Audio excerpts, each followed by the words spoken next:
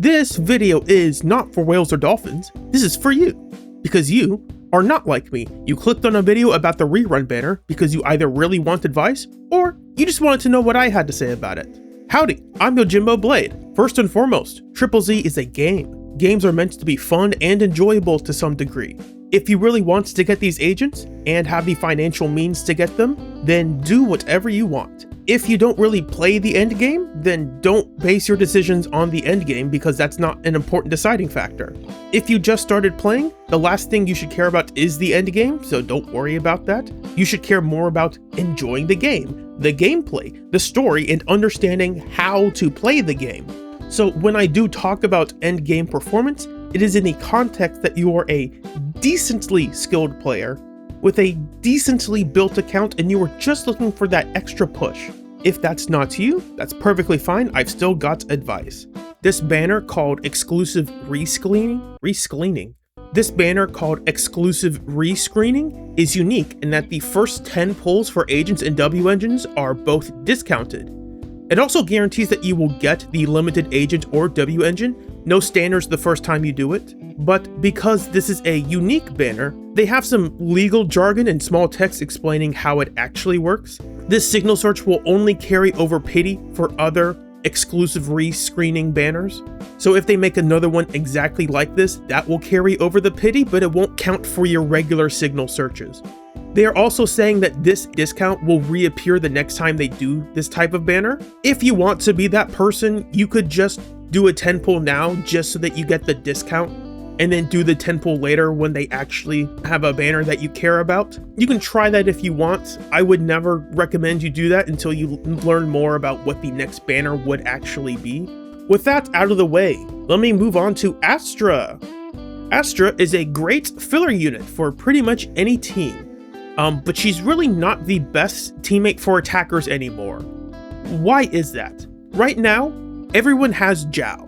In a vacuum, Astra is slightly better than Zhao. Zhao has higher damage in days, but Astra does provide slightly higher buffs and more chain attacks. However, in the actual game, Zhao can activate an Ether Veil, and right now, endgame has a couple stage buffs designed for agents who can activate an Ether Veil.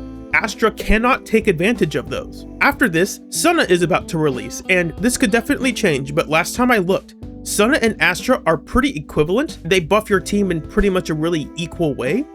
So you might say, oh, so Astra is still competitive with Sunna, right? No, because Sunna also has an Ether Veil, and the game is going to shield her and her team, which means Sunna is going to be better than Astra. Why have I not mentioned Anomaly or Rupture teams? Simply put, neither of those classes want Astra. Rupture teams can't make effective use of Astra right now because they scale off of converting their HP. They could always adjust this with different characters, but that's not worth investing into until they actually do it. If I recall, Astra is technically better than Pan if he's not Mindscape 6, but she's not meaningfully better than him in those teams. And if you watch my extensive breakdown about the Anomaly class, you know that Anomaly agents really want help with their Anomaly buildup more than they used to, and Astra doesn't help with that at all. And again, Sunna and Arya are about to release. Arya will be designed to work really well with Sunna and not Astra. If I were to start a brand new account right now, would I pull for Astra? No, I would not. By the time my account is sufficiently ready for endgame, there's probably a better option that I could pull for. In review, as of right now, Astra is a great filler agent who is very replaceable. If you are looking at your account and you want an extra Zhao, that's fine. But we are about to get an extra Zhao. Her name is Sunna. Very quickly, her Mindscape 1 gives your team more damage, just like every other limited support, on top of extra decibels and some invincibility for the team after she ults. This is all really cool, but I would not pull for it. I would rather spend my pulls on something that would improve my enjoyment of the game, like a new agent or a W engine with high synergy. I do not believe Astra's Mindscape 1 would help me enjoy the game more, so I'm not pulling for it. Her W engine, it's pretty good on her, but it's only good on her, and it's a easily replaceable W engine with Kaboom the Cannon or Bashful Demon. Onto Soldier Zero Anby. I'm just going to call her Anby. to make it easier, Anby is an incredibly powerful DPS. Her best team is one of the strongest teams in the game right now, and even in fights where she is technically at an elemental disadvantage, she's incredibly strong. She also got buffed, so that helps out. However, the big problem with Anby, her best team is really expensive and currently unavailable. If you do not have Orphe or Trigger, you don't really have other great options. Poker and Jufufu are around if you have them, but Anby really wants to buff another Aftershock DPS, and outside of Orphe, that character does not exist unless for some reason you wailed on Trigger or Jufufu. Her Mindscape one essentially more than doubles the power of her EX. That's neat. It's not mandatory though. One other thing, we are going to get buffs for Harumasa. With these buffs, they might be at a similar level of performance. However, you are probably going to make more mistakes with Harumasa than you will with Anby. And I know there are a lot of you who actually don't play Harumasa even though you have him. If you are really comfortable using Harumasa, then yeah, you don't need Anby, but you probably aren't using him, and that's fine. In review, Anby is really good, one of the best DPSs in the game if you have her ideal team. Unless you have Trigger and Orphe, you do not have her ideal team, so she will not be as powerful. Otherwise, just pair her with Poker and another support, and she should still be really good. Not amazing, not nearly as good as Yesheng Guang, but way better than Anton. If I were to start a brand new account right now, would I pull for Anby? Yes, only because I enjoy her character, but not for an expectation that she's going to be a phenomenal character that demolishes everything. Her W engine is pretty good, it's alright. It's a decent ball of stats for crit damage, and I got it because I skipped out on Evelyn's. You kinda have to go out of your way for some of those extra stacks. That's fair, but the stacks do last for 30 seconds, so that's nice. I would not recommend you pull for it unless you really enjoy the character and want to see Anby perform better. On to Alice. Disclaimer, I do not have Alice, but I have used her in Lost Void and I have analyzed enough high-level gameplay to say this. Alice is probably the strongest anomaly DPS in the game right now.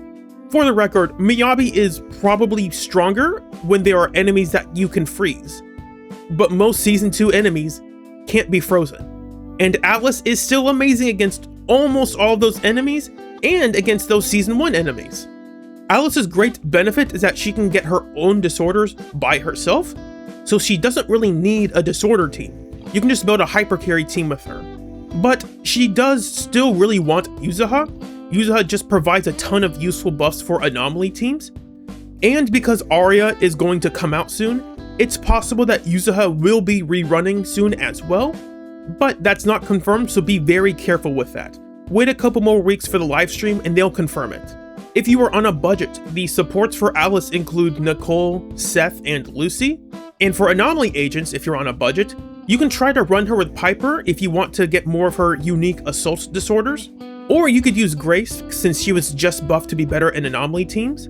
I would probably choose Grace over Piper, but because you do have to get lucky to get Grace, it's possible that you don't have Grace. If you are one of the players who spent $155 for the money spending event, you probably got Bernice or Jane because they gave you her swimsuit for free. It wasn't really free, some people spent $155 to use it. Anyway, Alice is really good with those agents, specifically Jane. Very briefly, Jane is an incredible support for Alice because Jane's core buffs the damage of all assaults. So the damage of one assault turns into the damage of 1.5 assaults. And this is further buffed at Mindscape 2. Since Alice is capable of getting 3 assaults back to back, it's assault, polarity assault, and then assault, Jane turns that into the damage of 4.5 assaults. Jane is hyper buffing Alice in a way other agents simply can't. It's not necessary, but it's very powerful when used correctly. And if you plan to get Arya, you could use her with Alice. I don't know if that will be a great pairing, but at the very least, it should be a decent pairing. The biggest issue with Alice is that Piper is readily available and she's pretty good. She's not better than Alice, but she's really good at getting assaults, which is what disorder teams want. And Arya is about to release with Senna. There will be a new boss made for them and not for Alice.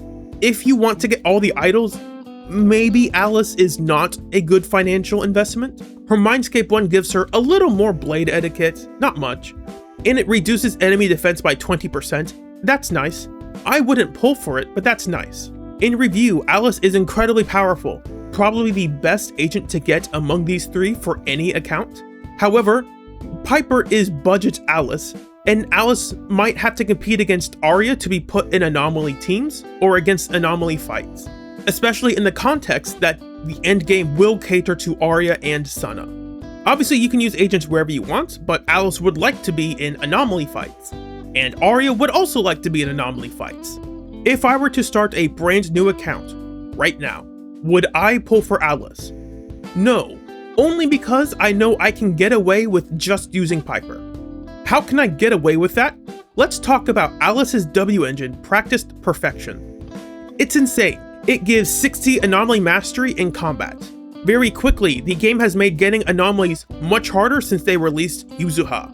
I've tested all of this, but the way anomaly mastery works is that each point increases your anomaly buildup rate by 1%, and anomaly mastery is multiplied by other anomaly buildup buffs, like Piper's power stacks. Because of the stat system, an 8% buff to anomaly mastery roughly equates to the 8% crit rate or 10% attack buffs from drive discs. Grace has the highest anomaly mastery in the game right now at 151. At 211 anomaly mastery, that's an increase of almost 40%. That's really high. And it's also more valuable the less anomaly mastery you have. On top of that, this W engine buffs your physical damage by up to 40%. This is why Piper is actually really strong. Piper levels up her energy regen instead of anomaly mastery, and through her own kit, she can multiply her anomaly buildup by 2.2. This W engine buffs her base 116 anomaly mastery by a little less than 52%. In short, this is pretty much incredible on every anomaly agent right now, minus Miyabi. This also means you can afford to get attack percent on slot 6 because you get so much more base anomaly mastery than the 30% of anomaly mastery on slot 6 or the added 8% from Phaethon's Melody. If I were to start a brand new account right now, would I pull for Practice Perfection? I would definitely try to. I wouldn't go as far as to spend real money, but I would really try to get this. Anyway, that's it. Let me know what you think down below. Let me know what agents you would like to see on the exclusive rescreening banner next time. Maybe Harumasa will get a rerun. I will not be surprised if they just throw him in the shop and don't rerun him though. Shoutouts to my super sponsors, Super Bro and I Love My PC Necros. Thank you guys so much. My name is Yojimbo Blade, and I hope you have a blessed day. See you soon.